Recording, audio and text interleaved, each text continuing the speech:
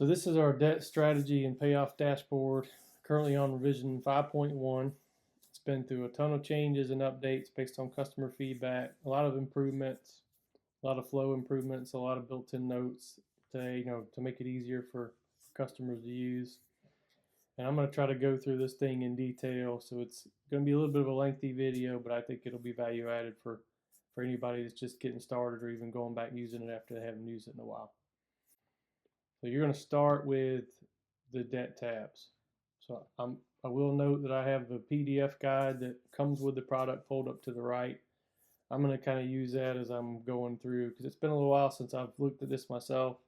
I've been meaning to get back to this and add a video. So now that I finally am, I've been hands off, and I'm not going to pretend that I built a lot of tools, so I'm not going to pretend I have this nailed down to like the back of my hand. It's been a little bit since I looked at it.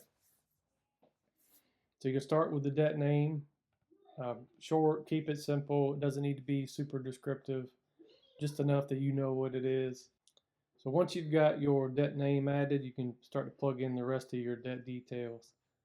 Now I will note that you'll see debt setup. We'll come back to this in a little more detail later. But the first off is, this is your currency. This is set by the actual dashboard itself. So choose your currency, and it chooses it for the whole workbook. You can set that to start with. It allows you to check from or choose from 4 or 5 based on kind of where you're at in the world. There's some debt link data. This plays into how the strategy works. If I, as a quick example, so link to debt dashboard, I can turn this I can toggle this on and off. So whether I want it in my strategy or not. So you'll see up here, so house is number 3, November 36, 2024. So if I take this out of the debt strategy, it pulled the house out.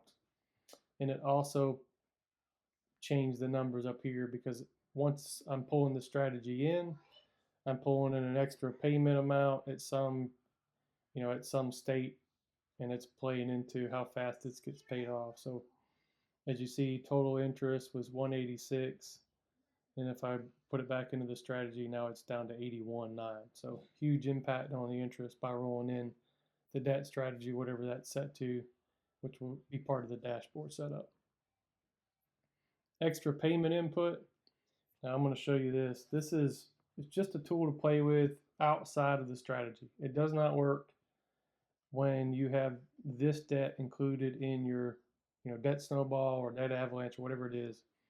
This doesn't do anything. So if I plug in 500, nothing, it doesn't matter. So I'll take that, put it back to actually I think it was, so we'll leave it 0. Now if I go and change this back to a no, and now I come in, so let's just say I have the debt by myself, and I'm saying, okay, what is paying extra going to do? How does that affect this loan and the amortization and all the information in this one loan? So extra payment input, so I can say, okay, 250, what's 250 going to do? So it dropped it to 116. So it made a big difference, just that 250 by itself throughout the entire duration of the loan. That's what that value is. And it's just a tool to kind of toggle on and off, but it doesn't really play into the strategy at all. The strategy, again, is managed from the dashboard. So we'll turn that back to yes, and we'll get back to, so the debt details, so original loan amount, loan interest rate, loan term, first payment, and then current principal balance and current market value. So these two are both important, but for really different reasons. They don't play into your amortization. They don't really play into this tab a whole lot. The principal balance does, but only through the strategy. So an avalanche strategy will focus on, it's going to look at this. It's going to say, okay, it's going to base it on the interest rates. Your snowball strategy is going to it bases the flow or the direction of the order of your debts. So if you look up top, it's going to base that on the principal balance. So when you start your debt strategy and you populate this and you fill it all out, it may be that as of today, although the original loan amount was $200,000, you don't want to base your debt strategy on that. You want to base it on what's current state. And current state is what's your current principal balance of that debt. So If you still, originally borrowed 200, you populate all this, so now you have the history, you have everything in there. Now, okay, I have, you know, now I have 150,000 left. So that's the number I want to use to base my snowball strategy off of. And then current market value is, I'm just simply looking at net worth. So principal balance versus current market value. So 5,000 net worth that I'm positive off of this debt in particular. Most debts, like a credit card, current market value is simply going to be a 0. So I'm going to keep going through. I think that's everything here. Debt details. I talked about the extra payment input. I covered the link to debt dashboard. All right, so now we'll get into the monthly payment tracking.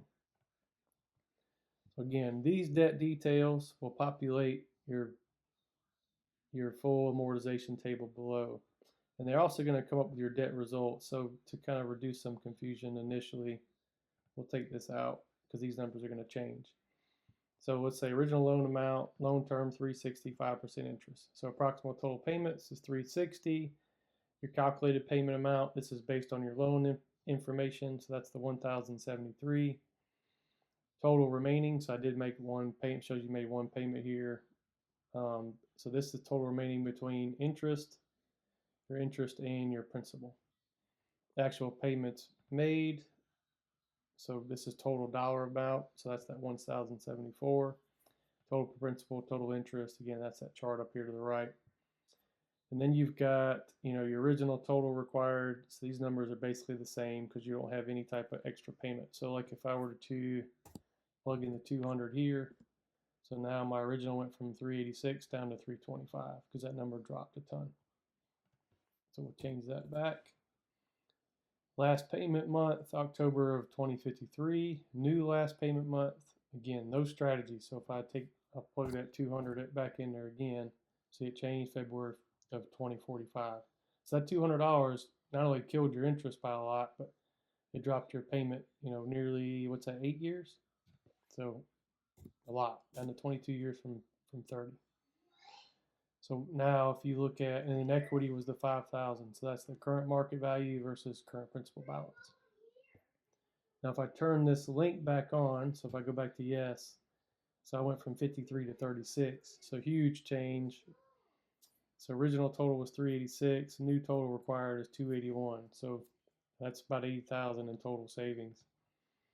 Now the current payment amount, you'll notice it's got a note in here. This is 1,073, and it's in blue for a reason. Because once you get into your strategy, you'll see down here. So I'm gonna kind of walk through this table. So you got your payment number, your payment date by month, actual payment made. So this allows you to log your actual payment tracking, or log your actual payments, whether you paid extra or you paid less. This is where you can, this is where you're going to actually log your payment information as you go through your debt strategy. And every time you do that, these numbers will update. So right now, this entire loan amortization breakdown is based on the calculated debt payment. So for any month that you don't have a value in, the table assumes that you're going to pay this amount. It's going to pay you the calculated amount for the loan. Now, when I make an actual payment, so the 1,074, so this actual debt payment value will update. So if I came in here to 24 and I paid extra, so 5,000. So a lot of numbers are going to change when I do this. So one, the actual debt payment will change. The amortization is going to change. Your new last month is going to change. So 5,000.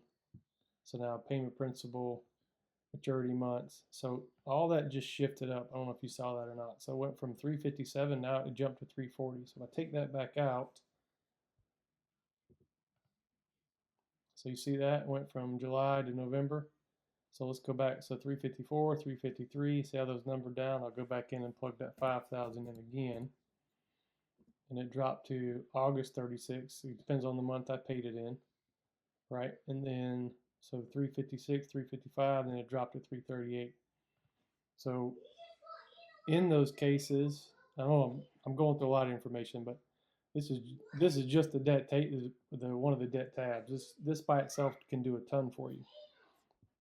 But let's say you have a lump sum of money coming, and you say, okay, where do I put it for the most impact? This is a tool you can play with on any tab and go in and drop in a lump sum and see what your overall impact is. And this does, I'm going to come back to this because I don't want to create too much confusion and bounce around too much. But your dashboard, your total remaining balance, this is for all debts, all combined into one strategy. These numbers, if I go in, so total interest paid and principal amount. So see that 1,280. So if I go back to debt one, especially on the mortgage, and I'll drop that 5,000 in again. Now my total interest paid just dropped a ton because I was so early in early in my mortgage, and I made a huge extra payment that my total interest dropped by pretty significantly. So I'll go back to a 0. All right, so on the amortization table, again, payment tracking, the yellow highlight is simply we're in April 2025. So that's the month that gets highlighted. So when you start generating and creating this, filling out your debt tabs and start putting in your payment history, all the information that you have, you're going to want to fill it out up until at least, the current month. So this flags the kind of current month for you. And then as you're going through the year and going through the strategy and using it, you can update this, and it's just kind of always make sure you're in the right place when you're updating values. And that's essentially it for the debt. Then you're going to do debt 2. Let's see, debt 3 is a credit card. So I want to cover some stuff on the credit cards. So original loan amount, $17,000. Okay, so I could go through the guide, but I kind of know this, so I'm just gonna, extra payment I talked about, the debt results I covered, charts, I covered kind of that. So adding debts, we'll do that later. Debt link I did talk about. So there's more information towards the back side of that guide. I'm going to go ahead and cover it now on the credit card. So a credit card is not technically a loan, but if you stop using it, it technically is. So if you say, okay, I'm no longer using it beginning today, what's your current balance? So that current balance as of today, let's say it's $17,000. So that's your credit card amount. And you've got an interest rate on the credit card. That should just be what it is. And then loan term. So this confuses some people, but it's not that complicated. Go look at based on your current credit card balance, what is their current minimum payment required by your credit card company?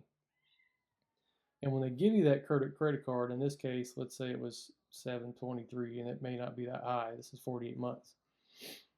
Generally, it's going to be much lower, but they're calculating that payment amount based on some math, and it's generally going to give you, if you work backwards, if I tried to figure out, okay, I'm going to play with my months until I get my, what my credit card requires of me, then I'm going to update this. And actually, you know what? That's probably high because it's in the strategy. Let's take it out. Yeah, okay, 473. So that might actually be closer. Now 15%. So again, I just want to play with these months. So maybe it's 60, 404. You're going to look at that credit card statement. I'll play this 72 and say, okay, my credit card's saying I have to pay at least $360 a month. This is my balance. So I know, give or take, my loan term months is somewhere around 72. And if I stop using it and I continue to pay on it for 72 months, I should pay it off. That's how the math works out. So we'll change that back to a 48. I'm going to put it back the way it was. Currently 473, and I'm going to relink into my strategy. Yes. And then all these numbers again, they all change and reflect, pulling into that strategy, which I'll cover when I get back to the dashboard. So payment tracking, no different than any other loan. The only other caveat really with a credit card is, there's some things on interest rates. So credit cards with a 0 interest rate, it doesn't, sorry, I'm trying to get that to stick out. So if I plug a 0 in here, the whole sheet's going to freak out. Like zeros don't work for an interest rate. There's no way to do the calculation. So what you're just going to trick it. You're gonna cheat and make it a really, really small number, right? So a bunch of zeros and a 1. And it's essentially a 0. You're really not, you're gonna have this, basically, if you look up here, I got almost basically 0 interest. So, but that still allows me to track. It still plays into my strategy. It still works. But it allows a table to function like it's supposed to. And let's say it's 0% for 18 months. So what you're gonna, this is a little more complicated. And if you don't have this scenario, you can ignore this part of the video because it is a little, it's not complicated, but it's a couple extra steps. So I'm gonna track 0% until I reach the time at which point the 0% time is up. And then I'm going to, so I'll have that history in here. I'm going to unlink this one. I'm going to turn it off. I have the history, and then I'm going to create a new debt, a new tab, and I'm going to update the loan amount to what the current balance is, and then I'm going to plug in the 28 or 15% or whatever the actual interest rate is once my 0% introductory rate is over. So basically I'll say it a simpler way.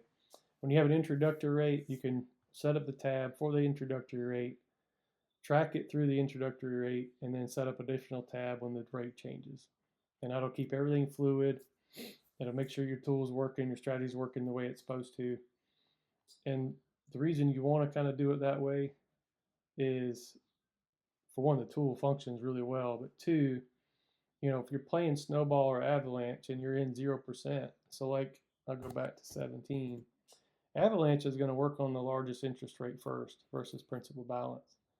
So if you have a 0% introductory rate and you're using the Avalanche strategy, you want the Avalanche to ignore the 0% and you want to pay extra maybe somewhere else. And then once the introductory rate is over, it'll kick in and then it'll recalculate based on the new balance with the actual rate, and it'll determine whether you need to pay on that first or not. So you're just leveraging that 0%. The tool allows you to leverage that 0% introductory rate while you can. All right, I'm going to hit undo a bunch because I've been playing with a bunch of numbers. So there, 15%. Put this back to yes. Okay, so that's your debts. And I can have up to, I think I have this set up for a lot. So it says 51, which I thought it would have been 50, but maybe I had an extra one in here. So either way that works. Debt 2, debt 3, I'm just curious. If I drag this all the way down. Yep, okay. Okay, well great, it's got 51. I thought that might be more than what I originally thought. I thought it was supposed to be 50, but I might have dragged one extra row. So back to the debts. And what that means, FYI, is I realize there's going to be very few, if any, people that ever have 50 debts. But you might have a lot throughout your lifetime. So as you're going through, you set up a debt strategy, maybe you got 3 to 4, and you pay things off. You never have to start over with a new file, a new template, a new anything. So, if you sold a car, so like, is it a good example? So personal loan, credit card, truck. Okay. Let's pretend I'm paying on this. This is part of my strategy. And then I, say, hey, I'm going to sell this truck and I'm going to get something cheaper. Or you're buying something for whatever reason. You don't have to start over. You literally just unlink this. And then I'm going to go create a tab for my new vehicle. And then I'm going to link the new vehicle. It's that simple. And then your strategy is going to update, and it might mean you change direction on what you were originally paying on, but there's no new file, there's no new system, it literally take you all of 10 minutes, and then you're able to roll your new debt right into the tool that you were already using. So let's go to the dashboard. So we're going to go, I'll kind of work my way down. The charts just reflect everything that you currently have set up. Now, debt strategy I've got currently set to avalanche. So debt payoff and order amount reflects just an avalanche strategy based on the interest rates. Starting extra payment amount means when I start my debt strategy, how much am I starting with? 250. It can be a zero. Obviously, you want to be paying extra as much as you can, and then this is going to compound into the next payment and the next payment, or next debt versus next debt. Start month. So you want to start. Let's say, excuse me. So this is, I built this a while ago, obviously, so it's December 2023, but you can set that start month to whatever you want to set it to. You can set it, 2 months. Obviously, you can't go behind because then you're going to be behind in the strategy, but you're going to pick the current month. Hey, I'm going to start next month. And basically what that means is, I'm actually going to show you. We'll do that. So if I go to, so April 19th, we're going to go to April, May, June. So I'm going to follow my format here. So month, so 06/2025. So a lot of things are going to change because of that, but that's okay. So now the first debt is credit card. November 26th is when it says I'm going to pay it off. But if I go to the credit card, so it looks like, so I don't know which one that was. I think that was 3. Yep. So now if I go in and I look at June 2025, extra payment from my debt dashboard. So this is that 250. So originally it was 473, but so actual debt payment amount in June will be, see how it changed from 473 in May to 723 in June. So that 250 got added in because that's what I set up my dashboard to do.